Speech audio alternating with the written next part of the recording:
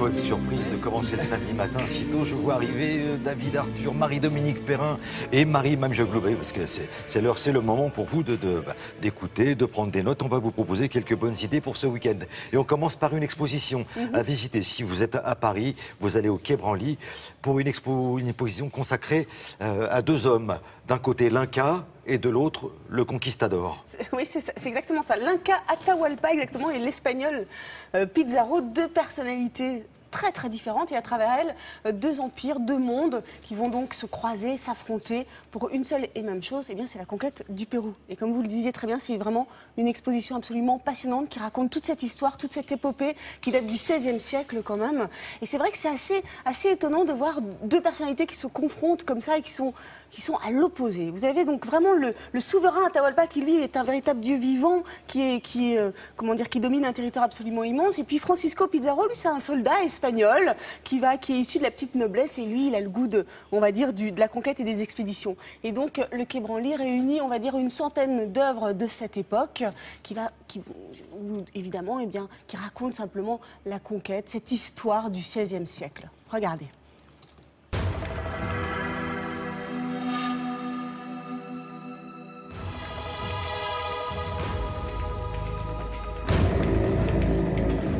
Cette exposition présente la conquête du Pérou au travers des parcours personnels de Francisco Pizarro, le conquistador espagnol, et du souverain Inca Atahualpa.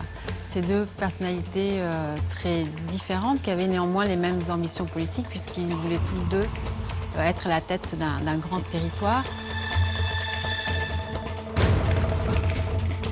La conquête du Pérou est une histoire complexe à raconter puisqu'on a des contextes culturels, politiques extrêmement différents et variés. Donc on essaie d'illustrer chacun de ces éléments par des documents graphiques, beaucoup de peintures historiques, également beaucoup d'objets archéologiques incas pour évoquer justement comment les Incas perçoivent les relations diplomatiques, comment ils font la guerre et comment ils vont percevoir les Espagnols.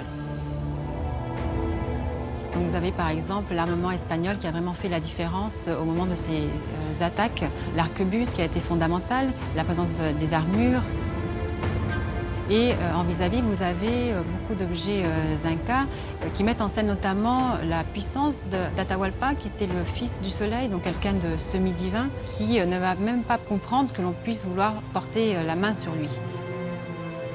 Vous avez dans cette exposition plusieurs objets incas rarissimes, notamment un trône inca. C'est un siège en bois qui présente les bases taillées en forme de félin, qui est le symbole d'autorité par excellence dans les Andes. Donc vraiment un siège réservé à un personnage de très haut rang. La découverte du Pérou va être très longue et très difficile. Les hommes sont vraiment à bout, près de la moitié de la tripulation est morte des maladies, de la famine, etc. Les gens veulent rentrer à Panama et Pizarro va donc tracer une ligne au sol et dire à ces hommes que ceux qui resteront au nord de cette ligne rentreront pauvres et honteux à Panama et que ceux qui oseront traverser cette ligne avec lui vers le sud auront toutes les chances de faire fortune au Nouveau Monde. Vous avez à la fin de l'exposition une phrase qui dit que les Péruviens ne sont ni les vainqueurs ni les vaincus. Il y a une tendance bien sûr actuelle de dire qu'il faut accepter ce passé pour construire une nouvelle société sans devoir forcément prendre parti dans un clan ou dans un autre. On est tous les fils des Espagnols et des Incas. Ça a été il faut le préciser, ça a été un choc de civilisation quand ils se rencontrent. On peut dire que ça rigolait pas entre eux. On peut dire ça. Au départ, ils sont accueillis, les conquistadors, on les accueille très gentiment et tout. Et puis finalement, ça se termine vraiment très très mal, et pour l'un et pour l'autre d'ailleurs. Non, c'est vraiment une exposition absolument passionnante, et comme vous l'avez vu dans le reportage, vous avez des tableaux, des gravures, toute une explication qui raconte vraiment toute cette histoire, cette période qui date quand même de 1520 à 1541. C'est une période assez particulière, et même si vous n'êtes pas un grand spécialiste de l'histoire, c'est vraiment intéressant de découvrir cette partie justement de ces deux personnalités qui sont totalement opposées et qui sont effectivement pas tendre l'un envers l'autre. Il y a un catalogue aussi absolument sublime que vous pourrez vous procurer au musée, et qui raconte aussi tout ça. Donc vraiment, allez-y, c'est jusqu'au 20 septembre, et c'est au Quai Branly, donc à Paris.